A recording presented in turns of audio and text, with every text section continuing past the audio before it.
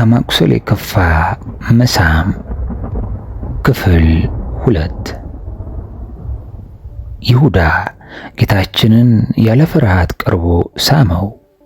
መሳም የጥልቅ ፍቅር መግለጫ ነው። ይሁዳ ግን በመሳሙ የልብን ጥላቻ የሚገልጽ ተንኮልን ሰራበት።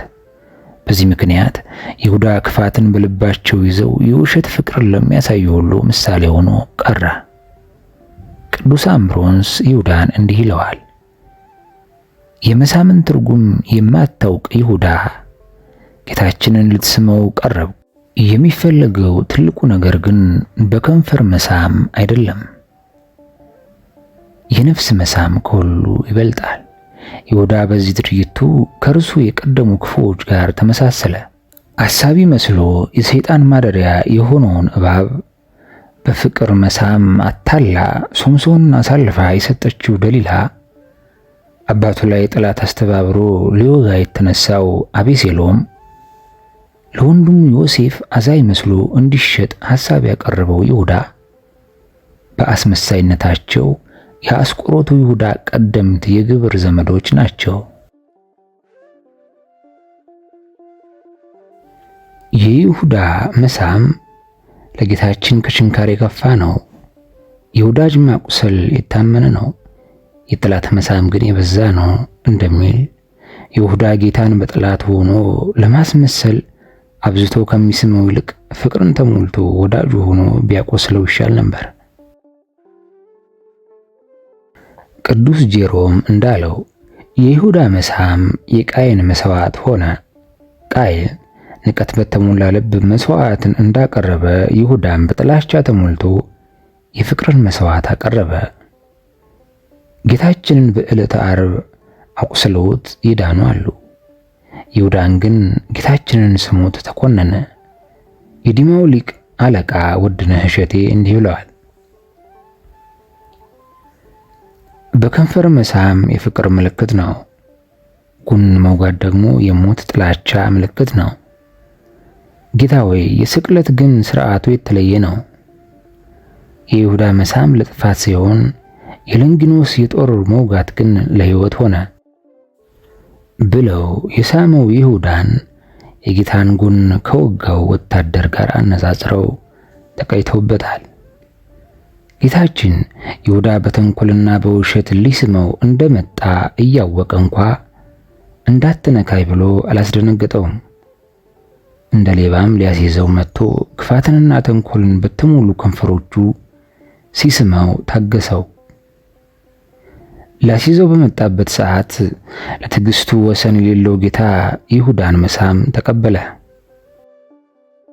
እሱ ቢከዳውም ጌታችን ግን ለይሁዳ ያለውን ፍቅር ያሳየበት የመጨረሻው ቅጽበት ሲስመው መቀበሉ ነበር።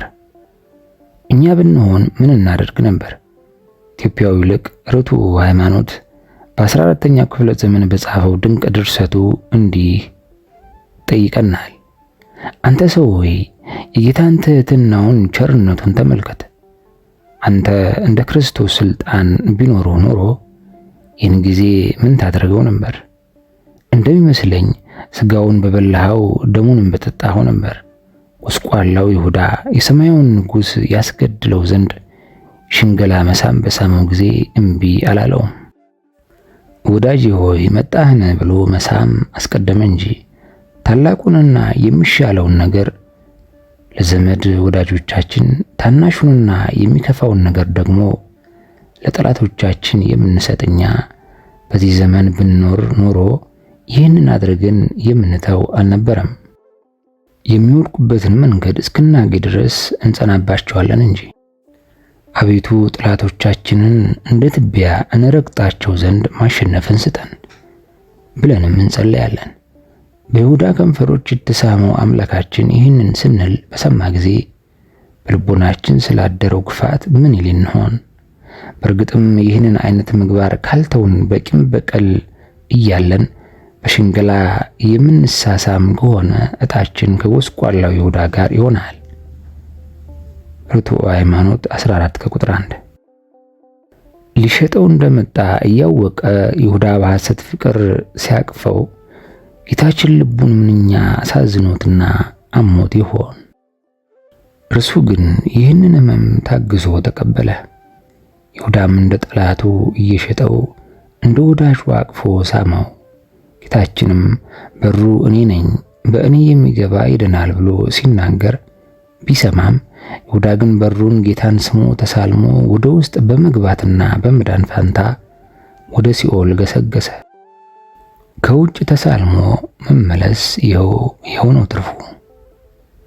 የክርስቶስ አካል የሆነች ቤተክርስቲያናችን እየተዋ ሕመም ዘልቆ ስለሚሰማት የይሁዳን በመሳም አሳልፎ መስጠት በማሰብ በሕማማት ሳምንት ልጆቿ ምዕመናን በመሳሳም ሰላምታ እንዳይለዋወጡ ተከለክላለች።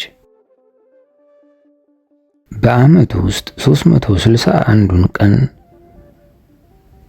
እርስ በርሳችሁ በተቀደሰ አሰላለም ሰላምታ ተለዋወጡ እያለች ቅዱስ ጳውሎስን የሰላምታ አዋጅ በቅዳሴዋ የምታወጀው ቤተክርስቲያናችን በሕማማቱ ሳምንት ግን እንዳይሳሳሙ ታስቆማለች። ይህ ሳምንት መድኃኒታችን ስለ እናንተ በሽንገላ መሳምን የታገሰበት ሳምንት ነው። ይህ ሳምንት የፍቅር ምልክት የሆነው መሳሳም የጥላቻ ምልክት የሆነበት ሳምንት ነው ብላ ሰላምታ ይቅርባችሁ ትላለች። ምዕመናንም በዚህ ሳምንት ውስጥ ሰላምታ ሊለዋወጡ ከጀመሩ በኋላ ሕማማት መሆኑን አስታውሰው ቆም ሲሉ በዚያው መድኃኔ ዓለም ክርስቶስ በይሁዳ መሳም ተላልፎ መሰጠቱን ለቅጽበት ያስባሉ። ጌታችን ይሁዳ ከሳመ በኋላም ወዳጄ ይሁዳ ሆይ ለምን ነገር መጣ? በመሳም የሰው ልጅ አሳልፈህ ትሰጣለህን? በማለት የተናገረው ሁለቱ ወንጌላውያን የጻፉትን ገጥመን በማንበብ መረዳት እንችላለን። ወዳጄ ይሁዳ ሆይ ለምን ነገር መጣ? በመሳም የሰው ልጅ አሳልፈህ ትሰጣለህን? የሚለው የጌታ ንግግር ጠላቶቻችሁን ውደዱ ለሚለው ቃል ተግባራዊ ምስክር ነው። ጠላቱ ሲሆን ጠላቴ አላለውም ወዳጄ አለው እንጂ። በቀልን የሚተው ልቦናው ትሁት ጠላቱን ወዳጅ ነውና፣ ፍቅርም የተጓደለውንም በይሁዳ በኩል እንጂ በጌታችን በኩል አልነበረም። ሊቃውንት የሰው ልጅ አሳልፈህ ትሰጣለህን የሚለውን ቃል ጥልቅ ነገረ መለኮታዊ መልእክት ያለው ነው ይላሉ። ጌታችን የተሰወሩ ምስጢራትን በመግለጥ ይሁዳ በትክክል አሳልፎ የሰጠው ማንን እንደሆነ ተናገረ። የሰው ልጅ በማለት ማንን እንደካደ አስረዳው። የሰው ልጅ በማለቱ ስጋን በመልበሱ እንጂ በመለኮታዊ ባህሪው ተላልፎ ሊሰጥም ሆነ ሊያዝ እንደማይችል አስረዳ። የሰው ልጅ አሳልፈህ ትሰጣለህን የሚለው ቃል ደግሞ ከላይ እንዳየነው የክርስቶስን አምላክነት ለሚጠራጠረውና ጌታ ሆይ ብሎ ሊጠራው ላልወደደው ይሁዳ ምጸታዊ ትርጉምም የሚሰጥ ንግግር ነው። ቅዱስ ዮሐንስ አፈወርቅ እንዲህ ይላል፣ መምህርህን ወይም ብዙ ነገር ያደረገልህ ጌታህን አሳልፈህ ትሰጣለህን አላለውም በማለት ካስተዋለ በኋላ የጌታችንን ንግግር ሲያብራራም ጌታህና መምህርህ ባልሆን እንኳን ኖሮ ንጹሕ የሰው ልጅ አሳልፈህ ትሰጣለህን? በከዳው ቅጽበት ትስመዋለህ? መሳምን አሳልፎ የመስጫ ምልክት ታደርገዋለህን? ሲለው ነው ብሏል። ይህ ንግግር በፍጥረቱ መዳን ተስፋ የማይቆርጠው ጌታ ለይሁዳ ያቀረበው የመጨረሻ የሚያራራ ትምህርት ነበር። በዚች ልብ የምትነካ ጥያቄ ይሁዳ ሊመለስ ይገባው ነበር። የምንሰጠው ምክር ፍሬ አልባ ቢመስልንም እንኳን ወንድሞቻችንን ከመምከር ማቋረጥ የለብንም። የምንጭ ውሃ የሚጠጣው ሰው ባይኖርም እንኳን መፍሰሱን አያቆምም። ዛሬ የማይሰማ ነገ ይሰማ ይሆናል። አሳ አጥማጅ ቀኑን ሙሉ ባዶ መረብ ባህር ውስጥ ጥሎ ሊውል ይችላል። በመጨረሻዋ ቅጽበት ግን አሳ ሊያጠምድ ይችላል። ለዚህ ነው ጌታችን ይሁዳ እንደማይሰማው እያወቀ እንኳን እስከተያዘበት የመጨረሻ ሰዓት ድረስ ምክርን መስጠቱን አላቋረጠም ይላል ቅዱስ ዮሐንስ አፈወርቅ። አሁን ጌታችን የይሁዳን ነፍስ ወደ ቅድስና መረብ አጥምዶ ለማስቀረት 3 ዓመታት ሙሉ ያለማቋረጥ እጁን ዘረጋ። ተይዞ ሊሄድባት ባለበት ምሽት እንኳን ይሁዳን ለመመለስ በፍቅር ቃል አናገረው። የወደዳቸውን እስከ መጨረሻው ወደዳቸው ይለናል። ይሁዳ ጌታችንን አሳልፎ ከሰጠ በኋላ ጌታን ከያዙት ጭፍሮች ጋር አብሮ እንድትጓዘ አልተጻፈም። ያችን ምሽት ፈርተው ከሸሹት ከ3 ዓመት ጓደኞቹ ከሐዋርያት ጋር አብሮ ሊሄድ እንዳይችልም አንድ ጊዜ ራሱን ከማህበሩ ለይቷል። ስለዚህ ያቺ ምሽት ለይሁዳ አስጨናቂ ምሽት ነበረች።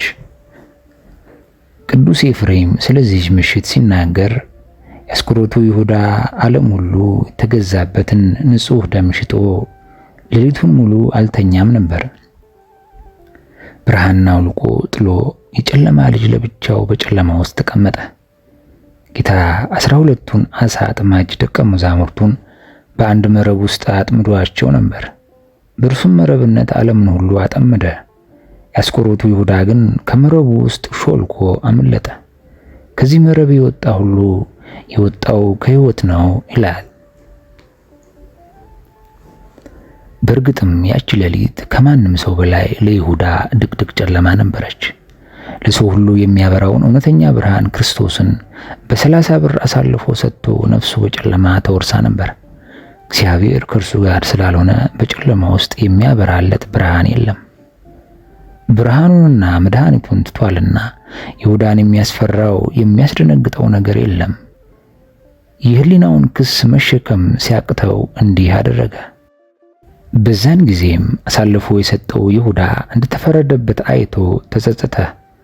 30ውንም ብር ለካህናት አለቆች ለሽማግሌዎች መልሶ ንጹሕ ደም አሳልፌ በመስጠቴ በድያለሁ አለ። እነርሱ ግን እኛስ ምን ገዶን? አንተው ተጠንቀቅ አሉ። ቅዱስ ዮሐንስ አፈወርቅ እንዲህ ይላል፣ ሰካራም ሰው ወይን ጠጅ አብዝቶ ሲጠጣ ጉዳቱ አይታወቀውም። ከስካር በኋላ ግን መጠጡ ሲጎዳው ምን ያህል ጎጂ እንደሆነ ይገባዋል። ኃጢአትም እንደዚህ ነው። ኃጢአት ከመፈጸም በፊት ልብን ይደፍናል፣ በወፍራም ጭጋግ ይሸፍናል። ሕሊና የሚነቃው በኋላ ነው። ይሁዳም ዘግይቶም ቢሆን ከገባበት የኃጢአት ስካር ነቃ። ሲሰሩት ደስ የሚያሰኝ ኃጢአት መልሶ እሾህ ሆኖ መውጋቱ አይቀርምና ይሁዳን በተቀበለው ገንዘብ እንዲደሰት በልቡ የገባው ዲያብሎስ አልፈቀደለትም። የኃጢአተኛ ፉከራ አጭር መሆኑን፣ የዝንጎዎች ደስታ ቅጽበት መሆኑን አታውቁምን? ክፋት በአፍ ውስጥ ቢጣፍጥ ከምላሱም በታች ቢሰውረው መብሉ በአንጀቱ ውስጥ ይገላለጣል፣ ይገላበጣል። እንደ ፉኝትም ሐሞት በውስጡ ይሆናል። የድካም ፍሬ ሳይውጠው ይመልሰዋል፣ እንደ ንግዱም ትርፍ አይደሰትም ይላል ጻድቁ ኢዮብ። ይሁዳ ተጸጽቶ የሄደው ወደ ካህናት አለቆችና ወደ ሽማግሌዎች ነበር። ይሁዳ ሆይ መጸጸትህ ካልቀረ እንደ ጴጥሮስ ወደ ወንድሞች ብትሄድ ምን ነበረበት? በድያለሁ ብሎ ከምዕመናን ኅብረት መውጣት የበለጠ ተስፋ እንደሚያስቆርጥ አታውቅምን? ሰው ከሕያዋን ጋር ቢኖር ተስፋ አለው የተባለውን አልሰማህምን? እግዚአብሔር ይፍታ ወደማይሉህ የኦሪት ካህናት ምን ወሰደ? በድያለሁ ማለትስ ያለብህ ለጌታ አልነበረምን? በተስፋ መቁረጥ ውስጥ ከምትዘፈቅ ስለምን እንደ ወንድምህ ጴጥሮስ መራራ ለቅሶን አታለቅስም? ይልቅ ብትፈጥን አይሻልህም ነበር? አንተ በተጸጸትክባት ሰዓት ይቅር ባዩ አምላክ እስካሁን ገና አልተሰቀለም። ቢሰቀልም እንኳ ወደ መስቀሉ ስር ተጠግተህ ይቅር በለኝ ብትለው ይሻልሃል። ያንን ወንበዴ ይቅር ያለ ጌታ ለአንተም ይራራልሃል። አንተ ይቅር በለኝ ባትለውም እንኳን ከመስቀሉ ስር ቁም እንጂ ራሱ የሚያደርጉትን አያውቁምና ይቅር በላቸው ሲል ትሰማዋለህ። ይሁዳ ግን ይህንን መንገድ አልተከተለም። በገዛ ፈቃዱ ወደ ልቡ ያስገባው ዲያብሎስ ከንስሐ ይልቅ የቁጭት ሐዘንና ብስጭት ውስጥ ዘፈቀው። የእግዚአብሔር ምሕረት እንደ ውቅያኖስ ውሃ ነው። የሰው ልጅ ኃጢአት ደግሞ በዚያ ውቅያኖስ ላይ እንደሚንጠባጠብ እንደ ደም ጠብታ ነው። ከዚህ የእግዚአብሔር የቸርነቱ መጠን አንጻር የይሁዳ በደል እጅግ ትንሽ ነበር። ይሁዳ ግን አቤቱ እንደ ቸርነትህ መጠን ማረኝ፣ እንደ ምሕረትህም ብዛት መተላለፌን ደምስስ አላለም። ክፍል 3 ሕማማት ከተሰኘው ከወንድማችን ዲያቆን ሄኖክ ኃይሌ ከጻፈልን መንፈሳዊ ገለጻ የምንቀጥል ይሆናል።